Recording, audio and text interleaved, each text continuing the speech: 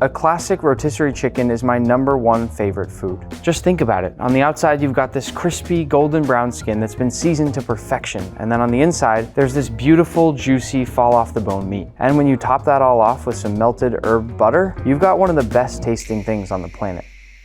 It starts off really simple with a seasoning blend that includes a bit of paprika. You can always try this with smoked paprika if you like that better. A bit of garlic powder, a nice pinch of dried thyme. It's always good to use dried herbs if you're going to be cooking for a long time, which with this chicken we are. Then a nice sprinkle of this chicken bouillon powder. What I love is that it really helps to boost that chicken flavor. Think of it like adding onion powder to onion. And finally, just a bit of fresh cracked pepper and a nice generous handful of salt. Now we'll whisk up that seasoning blend to make sure everything is combined evenly, and you should be left with a blend that has this beautiful golden tan color. If you feel like adding or subtracting any of these seasonings to make the recipe a little bit better for you, you should do it. Now sometimes I like to put on a pair of gloves for this. It's just a little bit more comfortable this way. And the goal with our chicken will be to get crispy skin. So the first step here is to dry the chicken. I actually do my best to dry it inside and out because the drier we can get it on the outside, the crispier the skin will become. As you dry, just move it all around and make sure you cover every single corner with those paper towels.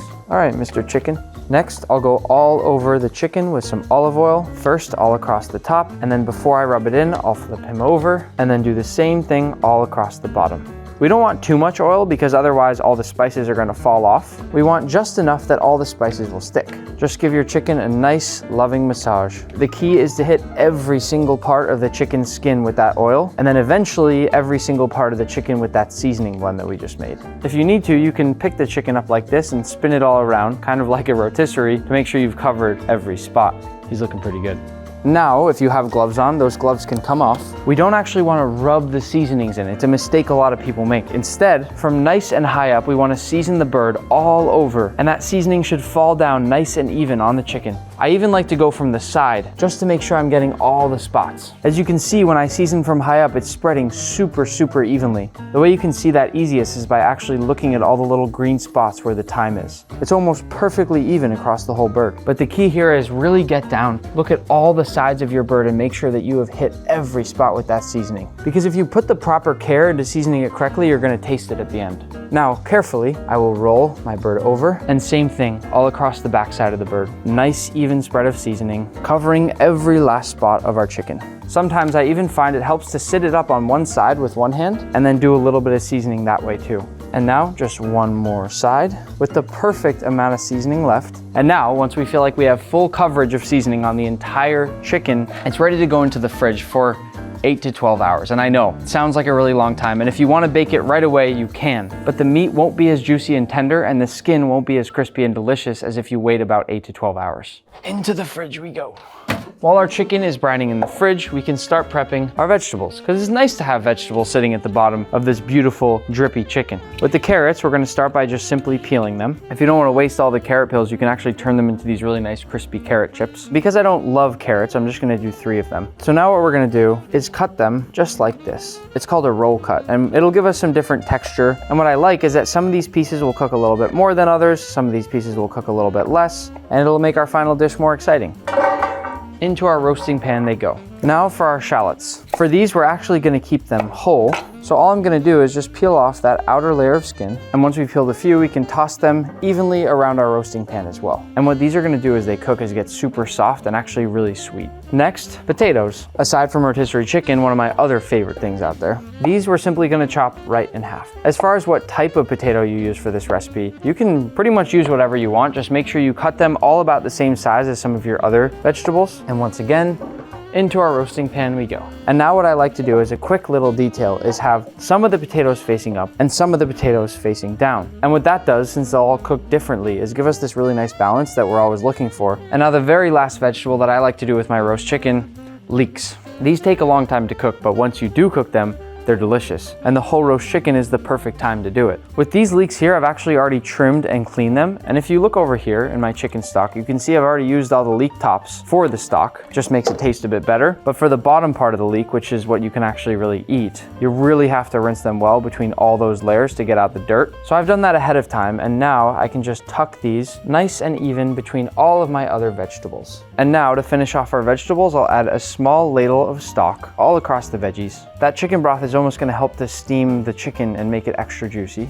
A few even pinches of salt. And last but not least, a generous drizzle of olive oil all across the tops of our vegetables. Now let's just pretend we can fast forward to the rested chicken. This is actually the easiest part. All I do is I place this wire rack on top of my roasting tray filled with all the vegetables. And what'll happen here is as our chicken cooks, it's gonna have plenty of airflow all around it, on the top, on the bottom, under that wire rack, and it's gonna get cooked evenly and be nice and crispy all around. And then as those juices fall off the chicken, they'll fall right onto our vegetables. And not only will they cook them in this super flavorful juice, but we can also use it as a dipping sauce later. Into the oven. We'll bake our chicken for about 3 to 3.5 hours, depending on your oven, but about every 30 minutes or so, you'll want to drizzle a bit of oil over the skin just to give it that beautiful, shiny rotisserie look. Once the deepest part of the chicken thigh comes to 160 Fahrenheit, it's done.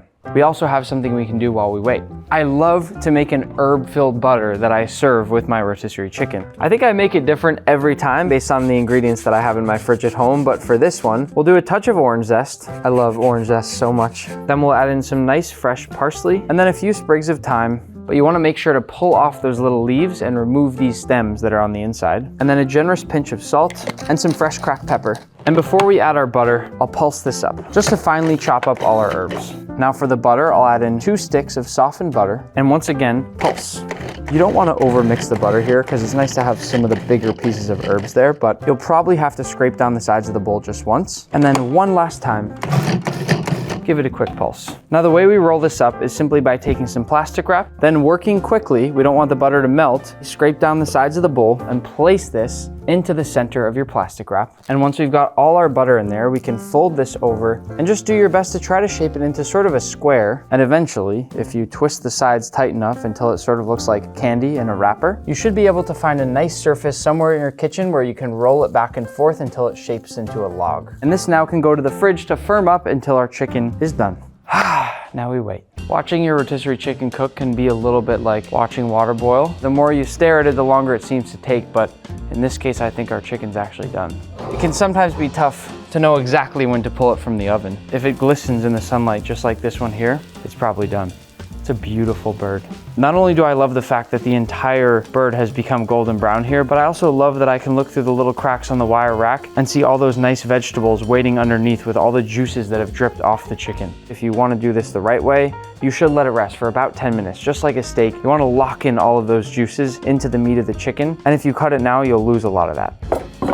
We'll move that off to the side. All I need right now is my beautiful roast chicken. I want a bit more color on my potatoes here, so I'm gonna face some up and I'm gonna face some down on a separate little sheet tray here, and that way I can broil them and get them a bit more crispy, just for some texture and even more flavor. But this is an optional step. You don't have to do this if you don't want. I'm just thinking of fun things as I go here, and I think this will give the final dish just that little extra bit of deliciousness. And into the oven at a broil, this goes. Just keep a close eye on that, because after doing all that hard work with the chicken, we don't want to just burn all of our potatoes and then have no potatoes. That would be really sad. Now, with that added step of the potatoes going into the broiler, our chicken's rested enough now that we can begin to carve it. If you like, you can just place this chicken in the center of a table and just have people take parts from all around the table. And that's one fun way to do it. But I actually like to go ahead. You hear that crispy skin?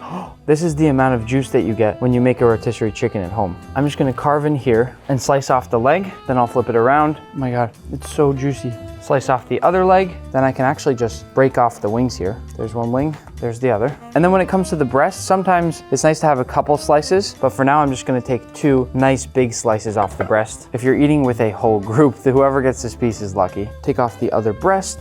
Right on the top of the carcass here is the wishbone. We used to dry this piece by the windowsill, and then 2 of us would make a wish, pull, and whoever gets the longer piece, which in this case would be this one here, their wish supposedly comes true. Now, once you've mostly cleaned off this chicken carcass here, you can actually add that right back to your stock, or you can save it to make another chicken stock later.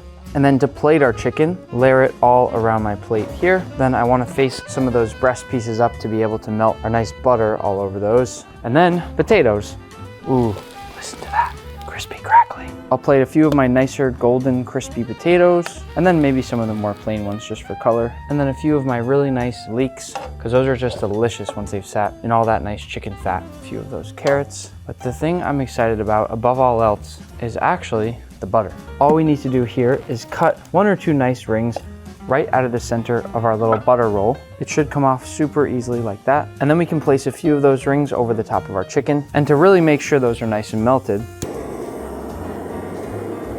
I'm gonna go over all that butter carefully with a butane torch to really make sure that it's melted through. And you can see how right away we've got all these fresh herbs that have been melted over the top of our chicken. But I actually really wanna try one of these fall apart legs. These are what usually have that perfect balance between fat and meat. But actually, if you take a little meat from everywhere and pair it all together in one bite with a little potato, a little carrot, and a little bit of our leek. Oh, a little more.